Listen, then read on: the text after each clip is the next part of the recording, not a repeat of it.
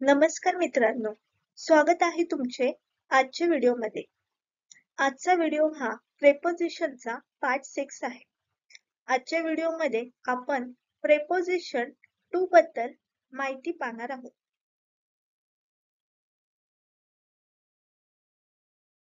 To हे एक simple preposition आहे.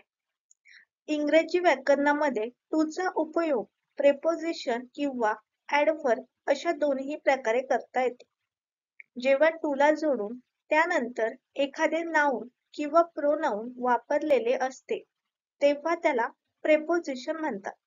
मात्र जेव्हा टूला कोणतेही नाउन किंवा प्रोनाउन जोडलेले नसते तेव्हा त्याचा वापर वाक्यामध्ये ॲडव्हर्ब म्हणून केलेला असतो.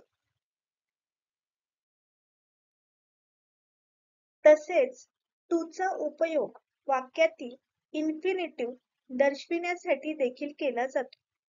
जेव्हा टूला जोडून त्यानंतर एखादे टूचे वर्ब वापरलेले असते तेव्हा टू पासूनच्या संपूर्ण शब्दसमूहाला इन्फिनिटिव्ह असे म्हणतात.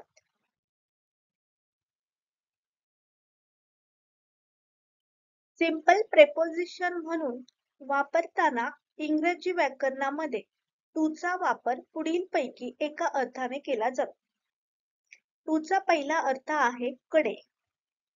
कडे या अर्थाने आपण टूचा वापर करतो. दुसरा वापर आहे पर्यंत. पर्यंत या अर्थाने आपण टूचा वापर करतो.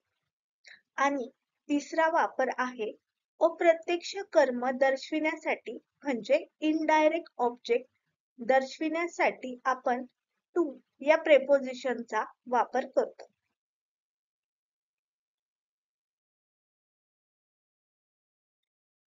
टू या प्रेपोझिशनचा वापर आपण कडे या अर्थाने करतो. For example, he was going to school. To school, तो शाळेकडे जात होता. या वाक्यामध्ये टू स्कूल म्हणजे शाळेकडे या ठिकाणी कडे या अर्थाने आपण टूचा वापर केलेला आहे. सेकंड सेंटेन्स आहे there is a big mango tree on the way to the bus stop. Bus स्थानकाकडे जाण्याच्या मार्गावर एक मोठे आंब्याचे झाड आहे. To the bus stop, bus स्थानकाकडे. तर या दोन्हीही वाक्यामध्ये कडे, पहिल्या वाक्यामध्ये शाळेकडे आणि दुसऱ्या वाक्यामध्ये बस स्थानकाकडे म्हणजे त्या ठिकाणाच्या दिशेने आपल्याला जेव्हा बोलायचं असेल तेव्हा आपण टू या प्रेपोझिशनचा वापर करतो.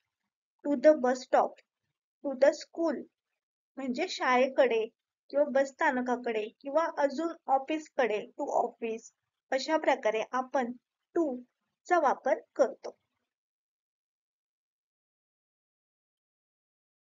टू चा वापर आपण पर्यंत या अर्थाने करतो. For example, I will be with you to the very end. To the very end, मी अगदी शेवटपर्यंत तुझ्या सोबत असेल.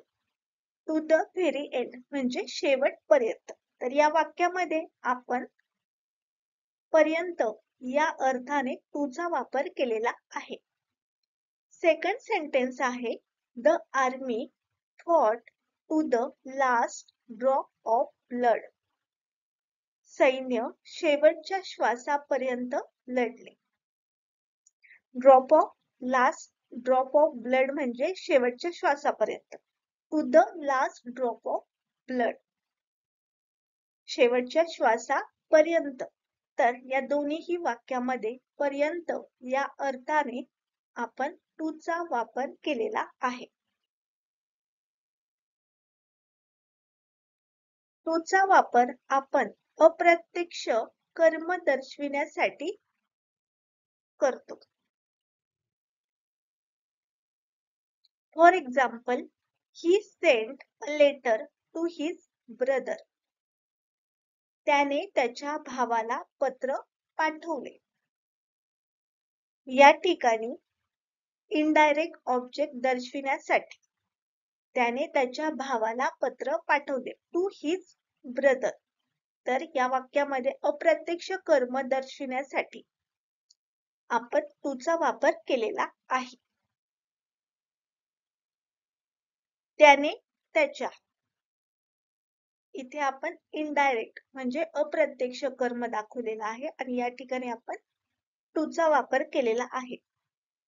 शी showed homework to the teacher. तिने शिक्षकाला गृहपाठ पाठवला. टू द टीचर म्हणजे शिक्षकाला.